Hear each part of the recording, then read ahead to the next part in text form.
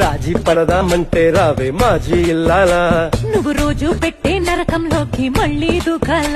Social మీడియాలో ఈ మధ్య ఈ స్క్రాప్ చాలా ఎక్కువైపోయిందండి, అవునా కదా? హార్డ్లీ 14 years 15 years ఉంటాయండి వీళ్ళకి. వీళ్ళు చేసే హంగామా అంతా ఇంత కాదు. మరి వీళ్ళ పేరెంట్స్ అయితే ఎంత బాధపడుతున్నారో నాకైతే తెలియదు.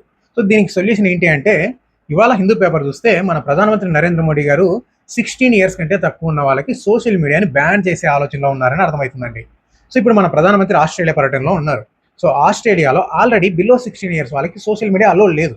ఇలాంటి చట్టాలే మలేషియాలో ఉన్నాయి, ఇండోనేషియాలో ఉన్నాయి, ఫ్రాన్స్లో కూడా ఉన్నాయండి. సో మనకు కూడా ఎందుకు ఇటువంటి చట్టాలు ఉండకూడదు?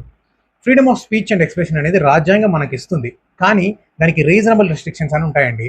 సో ఈ సోషల్ మీడియా రెస్ట్రిక్షన్ అనేది కూడా ఈ రీజనబుల్ రెస్ట్రిక్షన్స్ కిందకే వస్తాయి.